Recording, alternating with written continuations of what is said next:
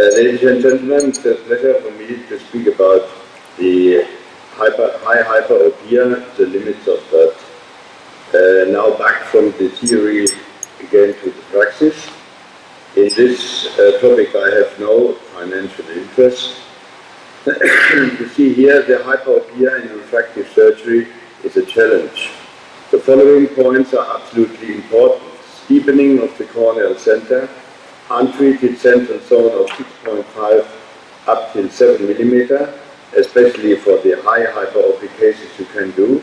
Peripheral ring zone ablation from 7 till 9 mm and 10 mm flap diameter. The preoperative radius not steeper than 7.4 mm. Preoperative K value not more than 47 diopters. The corneal thickness has to be more than 500 μ, and you know two types of hyperopic eyes. The one eye, the big eye, the other eye is a small eye. Big eye with a radius higher than 7.9 mm, and the small eye with a radius lower than 7.9 mm. Refractive ablation limit plus 5.5 diopters till plus 6.0 diopters. These are the induction situation. The surgical refractive techniques for different grades of hyperopia you can see here in this slide. This was very early to start with the hyperopia in the 19th ages of the last century. Here's a deep ALK up till 2 diopters, the AK, the PAK till 2 diopters. There are some artists, they have done it in phakic, in pseudo-phakic eyes up till 12 diopters, LASIK maybe till 6 diopters, depending on the advertisement of the different companies having different parts of the hertz. Intact phakic IOL more than 6 diopters, that's reality. ICL as well. Clear lens extraction, LTK, and the DTK and the CK, there were the big hope, especially from the Sunrise company, with coagulated coagulation points, 7 till 8, 6 till 8 millimeter spots around the corneal center, with 32 spots, but unfortunately, the regression was so high that the results were not so good. The methods here in this study are, we have 33 high hyperopic eyes, higher than plus 2.5 diopters. They were operated between the mid of 2014 till the mid of 2015. It's also now a retrospective study.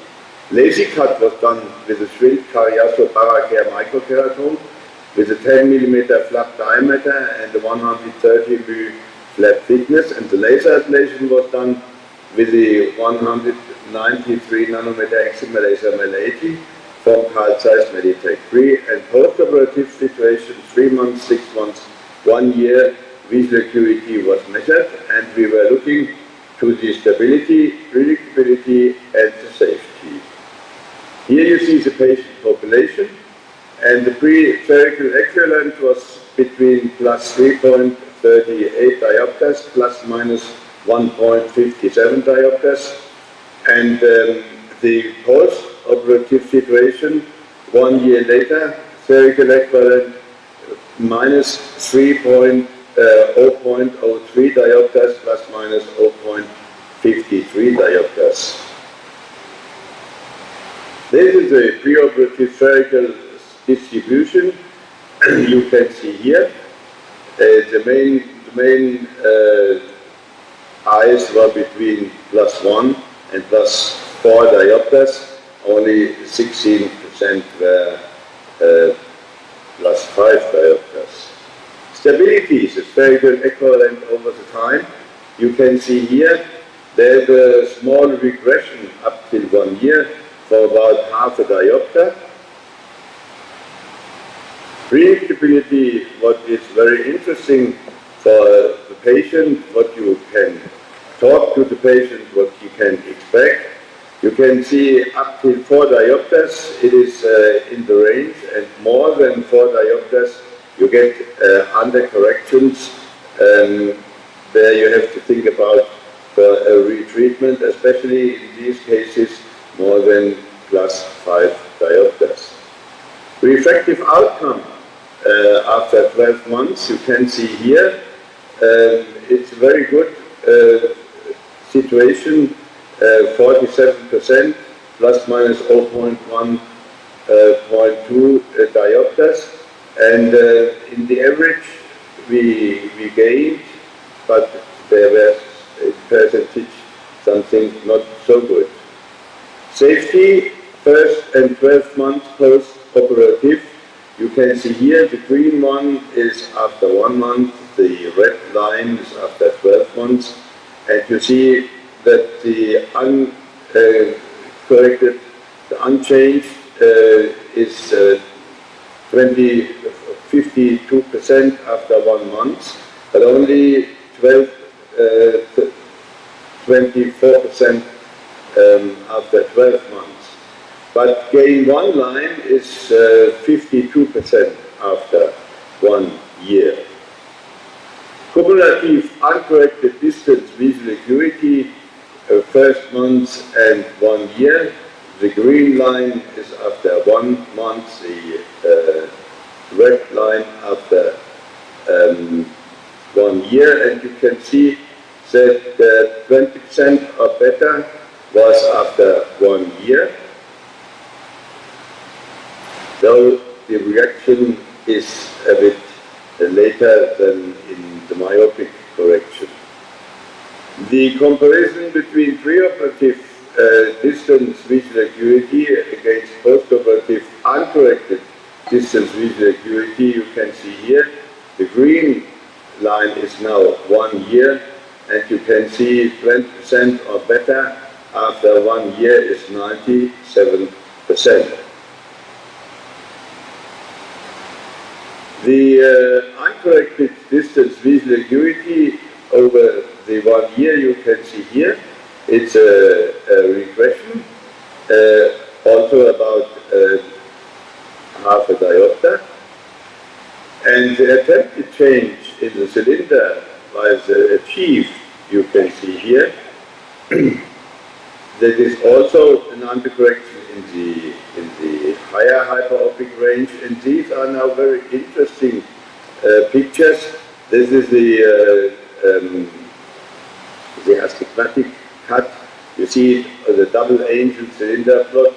You see the preoperative situation here, all the astigmatic and hyperopic points. It is going up till 3 and 4 diopters, and now the same is coming after 1 month. It is just better, and this is after 1 year, so you can see the reliability of this method in correction the hyperopic astigmatism. After 1 year with this method, it looks very good. In summary, we can say we had 33 high hyperopic eyes up till +6 diopters, and the complications were regression, epithelial ingrowth, some flap folds were seen in 6 eyes. Only 3 enhancements are necessary. The retrospective study over 12 months could show a good stability, a good safety, and a good predictability. More than eyes more than +6 diopters are not in this study. And the limits are the preoperative K value of 47 diopters and the radius of 7.4 millimeters. This is very important. Otherwise, if you correct more in the high K value or in a steeper radius, you come into the range of the keratoconus, and then the situation will be not very good. Thank you for your kind attention. Thank you, Klaus. We've got 2 minutes for questions.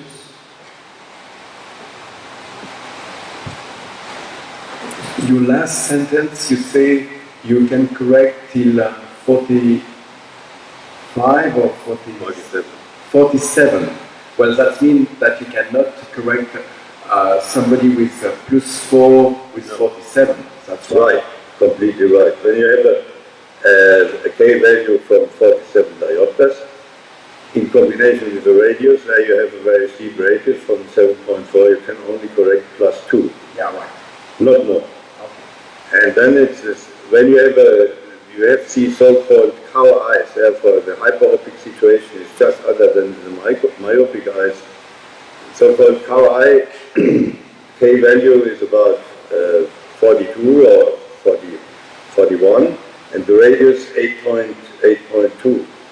These eyes have a diopter from +6 or +7. There you can calculate in combination with an astigmatism, can you do or can't you do? In theory, you can do such an eye from +4 with a cylinder of +2, so you are to 6, but the operative situation is very dangerous because the corneal surface is flat, and then with a mechanical microkeratome, you produce, the danger is producing a buttonhole, and then you have to interrupt the operation. In your experience, when you do, for example, let's say you have a 42 diopters mean and you correct +2. This one is certainly more stable than 45 that you correct till 47. Stability is a big point in hyperopic correction because you have to elevate the corneal center. You have to have in the periphery a ring. There's a question: is the ring very sharp or is the ring is a smooth ring that you don't know? That the regression rate in all these hyperopic eyes is surely higher than in the myopic.